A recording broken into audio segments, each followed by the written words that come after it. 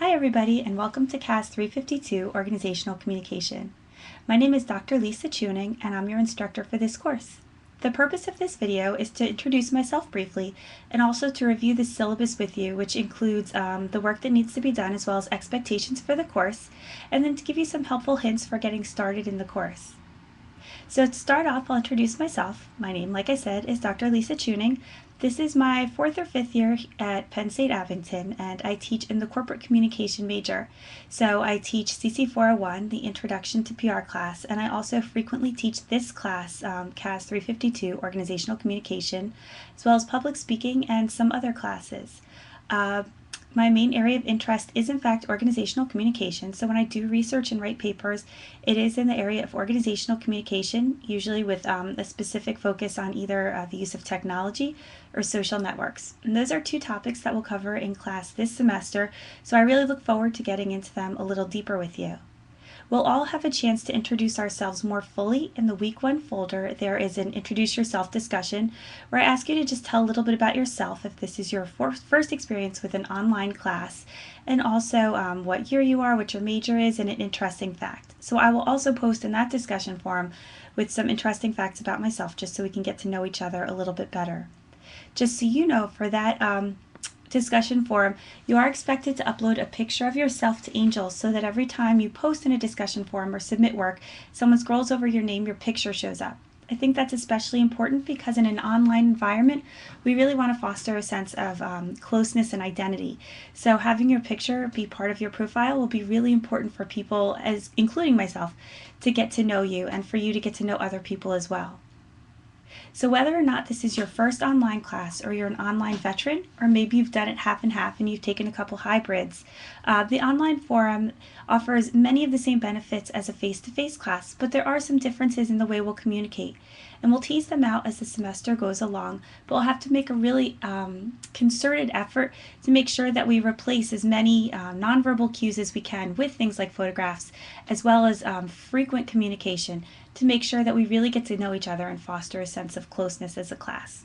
And when we talk about group and team building later in the semester, you'll begin to understand why that's so important. Okay, so make sure you check out that discussion in the Week 1 folder so that we can start to get to know each other as soon as possible.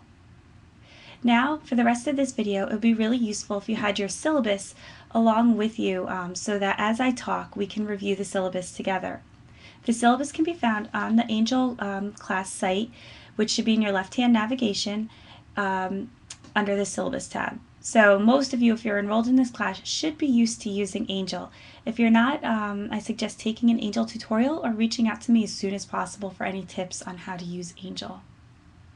Okay, so if you have your syllabus out, what I'm going to do is I'm going to go over the basics. I'm not going to read it word for word, so make sure that if you are not following along, you do take it out and read through it very thoroughly so that anything that I don't touch on when I'm talking today, you are aware of going through the course, because if I put it on there, it's important and you should know it.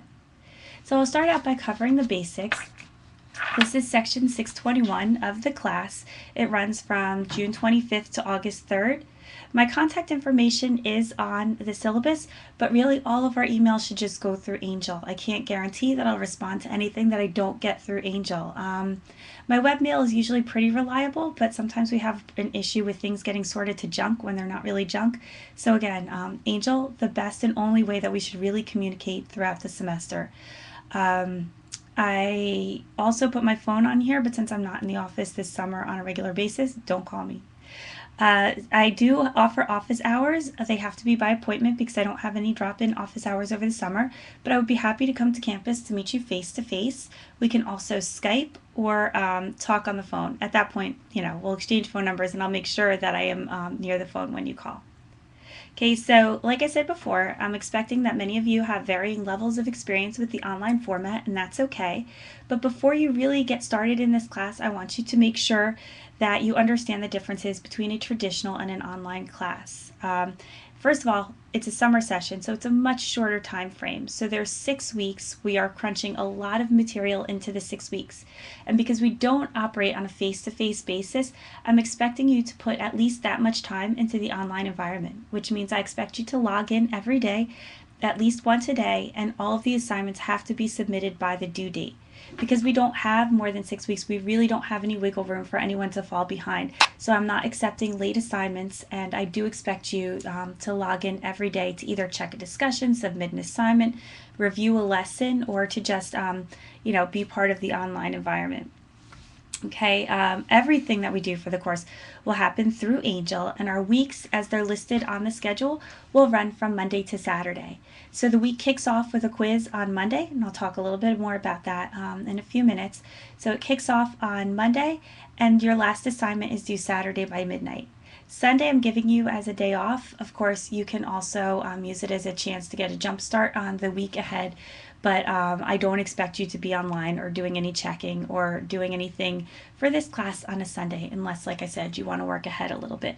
So all the schedules and all the dates in the schedule go from Monday to Saturday. Technical requirements, they're listed here on the syllabus. High-speed interconnection, that's sort of a given since we're doing all of our work online. The latest version of Adobe Flash, the latest version of QuickTime, and the Firefox web browser. So the Firefox web browser is the default for Angel, and if you don't use it, you might be going along fine, say you're using Safari or Internet Explorer, and not notice any differences, but a lot of times, say with Safari, there's caching issues, so you may not see something that was submitted or uploaded since the last time that you logged on. It took me a couple weeks, I used to use Safari, to realize that I was actually missing stuff that was being put online or that I was uploading online. And so really I had to move to the Firefox platform, which is fine because it works great, especially with Angel. These are all free downloads, and there's actually a folder in our course that provides links to all of these downloads. So if you need to download any of this software, you can go ahead and do that before getting started. And like I said, if you have any questions or you want to reference it, it's in a folder in our class website. I have here next on the syllabus that technical and computer problems and issues are not a valid excuse for late work. So because we're in an online environment, you kind of have to plan ahead. You don't wait till the last minute to do your work. If you know you don't have a quick internet connection, or you know that on your own computer for whatever reason you don't have this software and you just can't get it, what you need to do is find either a public computer, preferably one in the computer lab at school, to use to make sure that your work is done on time. Don't wait until Saturday at like 11:50 to start to upload your work, because then if you run into problems, you are going to be late, and it's still going to be counted as late. So because we are on this online environment, the responsibility is on you to make sure that you have working technology and that you can get your work uploaded on time.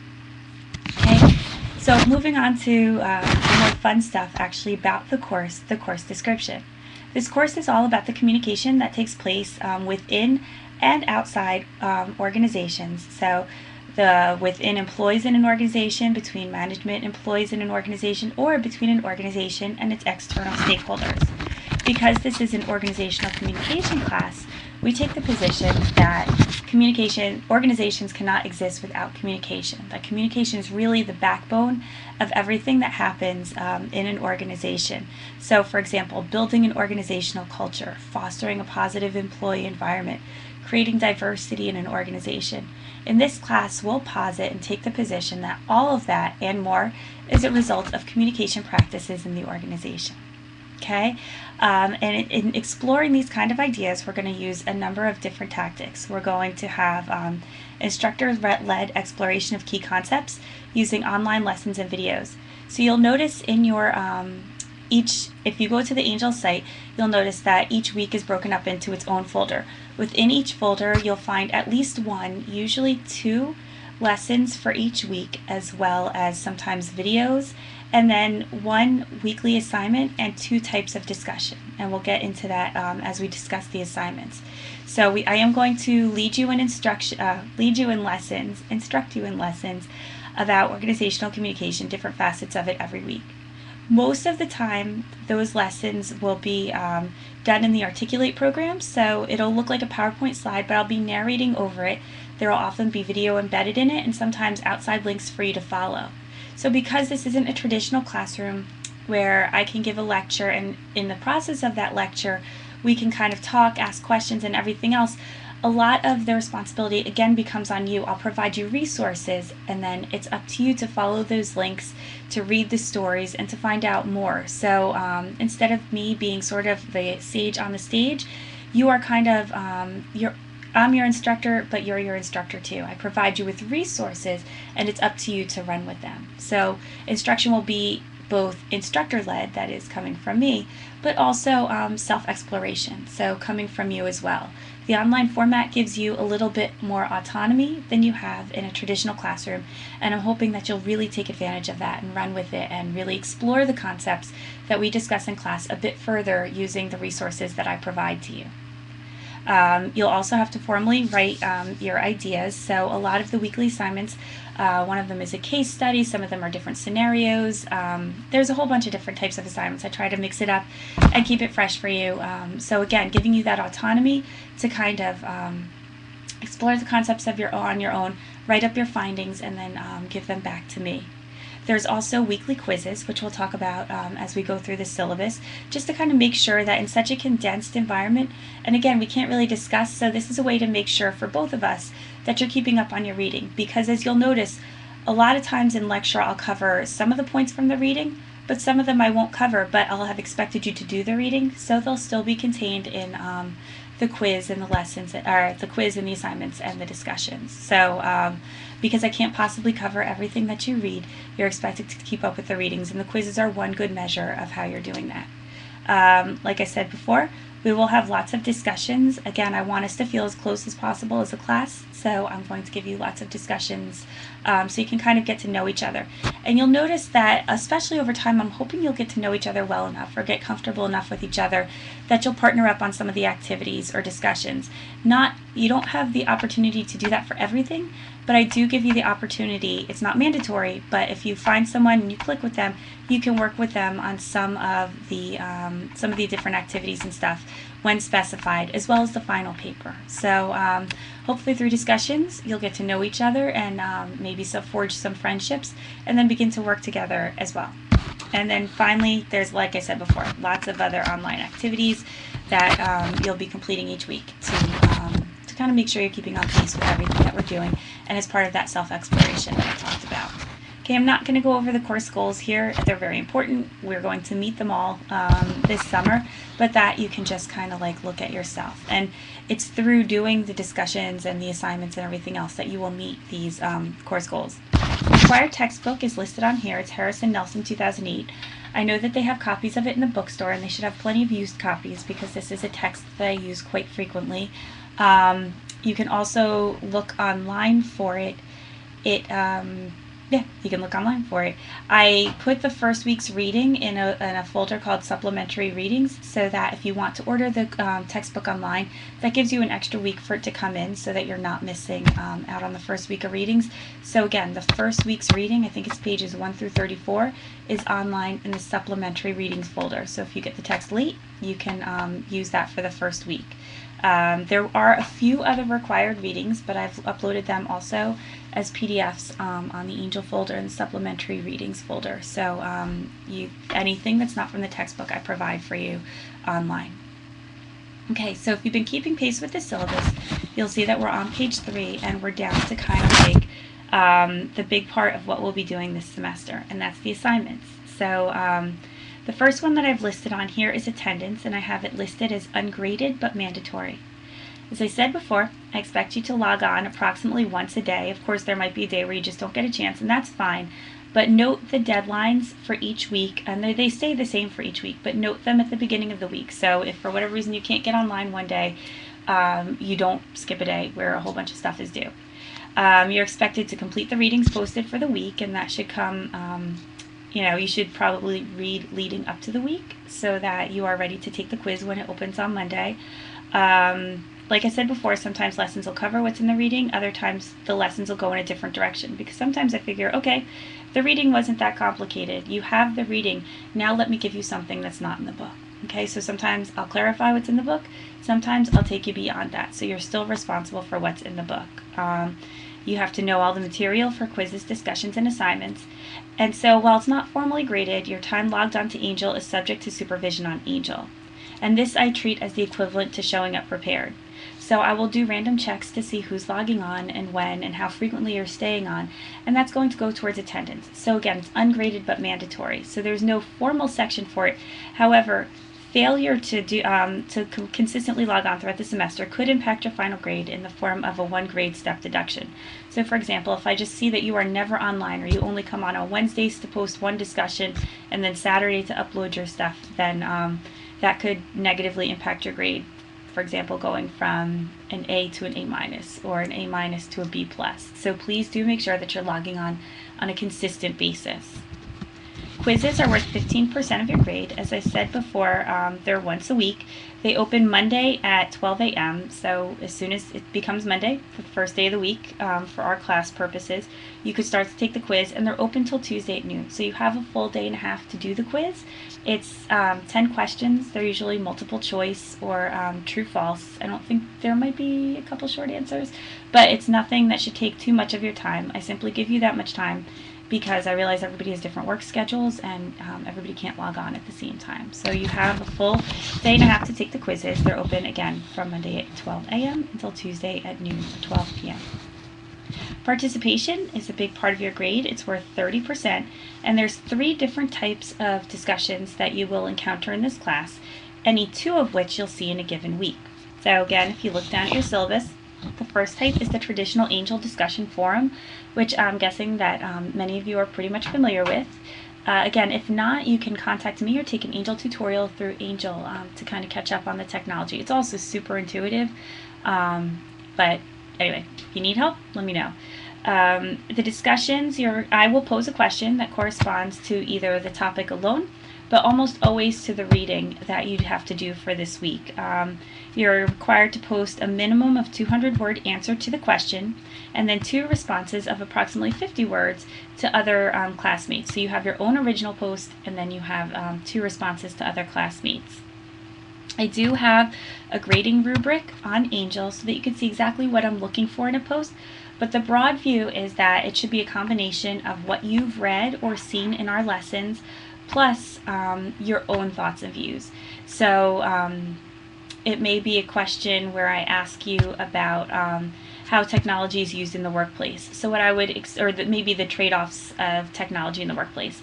So I would expect you to either take from your reading or from our class lecture some sort of information about technology in the workplace. So you might say, technology is granting us more freedoms, but also kind of chaining us to our desks more than ever before, as Harris and Nelson, the authors of your text, say, and then put a quote in there so that I know that you're really referencing the book. Or you could also take a quote from the lecture, that's fine. But I want you to take a specific citable quote, include it in there, but then also give your own opinion as well. So this will be something that you'll kind of get used to as we go along. And if you're used to writing research papers or other papers where you have to incorporate other people's ideas as well as your own, then this is something that should come pretty naturally to you. And then again, post 2 responses to other classmates. Your original post is due Wednesday by midnight. Your responses are due Saturday by midnight. Okay, and the deadlines for everything are written in Angel in the discussion forums, but that's the same every week. If it's a traditional Angel discussion, original post Wednesday by midnight, responses Saturday by midnight. Okay, and there's more detail both on the syllabus as well as in the grading rubric on Angel. The second type of discussion that you might run into is a VoiceThread discussion. These are special kinds of discussions using VoiceThread technology. VoiceThread technology, basically you should just be able to go to the page that I've created with the discussion and click on it and respond. It's a Penn State application, just like Angel and Webmail, so you should have no problem using it. It is usually, they'll contain a video. You'll watch the video, I will comment. You'll have to click on the icon with my head on it. I'll pose the question, and then you should record your own answer to my question.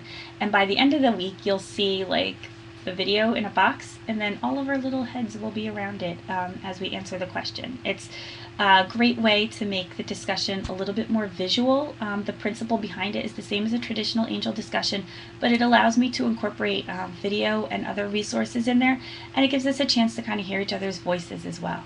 So yeah, that is it. For this one, you only have to do an original response. You do not have, oh wait, nope, sorry. You have to do an original response, and unless you're the first responder, you have to reference at least one other classmate's answer in your own answer, okay? And your answer is due Saturday by midnight. So this will make more sense when you kind of like click in. I encourage you in this week preceding the class to kind of click around, and especially almost everything is there in the first week. So just kind of click around and see what you think about it. And if you have any questions leading up to the actual beginning of class, let me know. The last kind of participation that we'll be having in our class is interactive lessons. So occasionally you'll see this, it'll be labeled interactive lesson. And what this is it's my way of kind of getting you guys involved in the lesson. So if I were teaching this face-to-face, which I often do, it would be a day where I didn't really teach. I would split you guys into groups, have you collaborate, and then come up and present. So it's kind of hard to replicate that in the online environment, especially in such like a condensed 6 weeks. So I'm not necessarily going to have you guys collaborate, although interactive lessons are one of the places where if you wanted to partner up with one other person, you would be welcome to. Just let me know. Make sure both people's names get on the assignment. So basically, you'll kickstart the lesson by working either alone or collaborating with a partner on a given topic, and then submitting it by Wednesday at midnight. So there's specific directions and specific prompts for each one. You'll just have to look in the corresponding week folder. You'll come across interactive lesson. You'll see the directions, and you'll take it from there. And then what you do, you'll send it to me by Wednesday at midnight. I'll turn it around into incorporating kind of everyone's together. Like kind of the best of what I get, and I'll turn it back around so that it's a lesson created by you guys shared with each other. Okay, so you'll have that plus a traditional lesson in those given weeks. Okay, the next topic is online activities. These are just, and these are also worth 30% of your grade. These are Dropbox activities. There's one per week, and they're due Saturday by midnight. There's not much more to say about this because they vary widely in their format. Directions, again, are with each corresponding activity on Angel. You just kind of have to go through. Each one has its own instructions. They're really straightforward, but if you have any questions, always feel free to let me know. And here's a good time for me to back up because I keep saying, if you have questions, let me know. If you have questions, let me know. I do have a specific discussion forum in each week's folder. It's totally voluntary, not mandatory at all. But if you have questions about the lesson or any of the assignments, or you see something in the news that you think is really relevant to what we're talking about that week, so it's kind of off topic but not really, you can put it in that discussion forum. I will always answer you, but I encourage you guys as students to check out this discussion forum a couple times a week. See if there's a question you can answer and start kind of like a more informal conversation with your classmates as well. So you can always email me directly if you have questions, but especially if it's a general question, I can almost guarantee you're not the only one with this question. So you might as well post it there so that the whole class can benefit from the answer. And then finally, the last part of your grade is the final project. And this is a 12-page paper, and you can work by yourself or with a partner on this.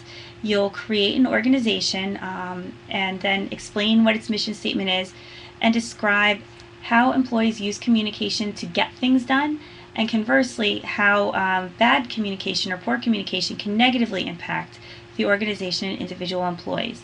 So for this paper, and again, there's a big, long written assignment sheet. It's not long, it's like a page, but it's more detailed than this on Angel. But basically all of the topics that we talk about in class this semester, from technology to globalization to diversity to organizational culture, groups and teams, you'll choose a certain number. I think it's 7, but again, it's in the assignment sheet. And you'll discuss each of these in the paper. So this paper is in lieu of a final exam. It's your way to creatively show me what you've learned this semester and kind of like incorporate it into a quote-unquote real-world situation. Okay, so I'll talk about that more. I will go over it with you in more detail when we get closer to, maybe mid-semester. We'll touch on it then. But I encourage you to read through the assignment sheet early in the semester so that if you have any questions or if you wanted to get started early, you could do that. So maybe as we go through each topic each week, you could start to think about how you would treat that topic for your final paper. Okay, the grading scale is here. It's standard Penn State, so I don't think we really need to go over that. General course policies, do your work. I can't take any late assignments. Again, just the nature of the timing of the class. It's such a fast pace, it doesn't really allow me to grade late work or for anyone to really fall behind. And again, the warning about technical or computer problems not being a valid excuse for late work, it stands. Again, using all class communication through Angel. So there is a way to forward your Angel email to any webmail application of your choosing. If you go to the Angel homepage and you look at the left-hand navigation, you'll see the little head, it's profiles. So if you click on that and you scroll all the way to the bottom, it gives you the option to forward your email and keep as new. So you should choose that option and then enter the email address for whichever address you check most often and you want your email forwarded to. And that way Angel will, anything I send to you through Angel, Angel will then forward to that webmail address. However, do keep in mind if you respond from that, it won't go back to Angel. So you could get your email that way, but to respond, you have to log on to Angel to respond. The academic integrity policy basically comes down to please don't cheat. A lot of it doesn't apply to this test because we don't see each other face to face. We don't have tests, although we do have quizzes, but they're open books, so I don't think that is really an issue. Plagiarism is really the big one for this class because you're doing a lot of writing. Please, please, please, please, please, please, please don't go online and copy and paste stuff from any other source and submit it as your own.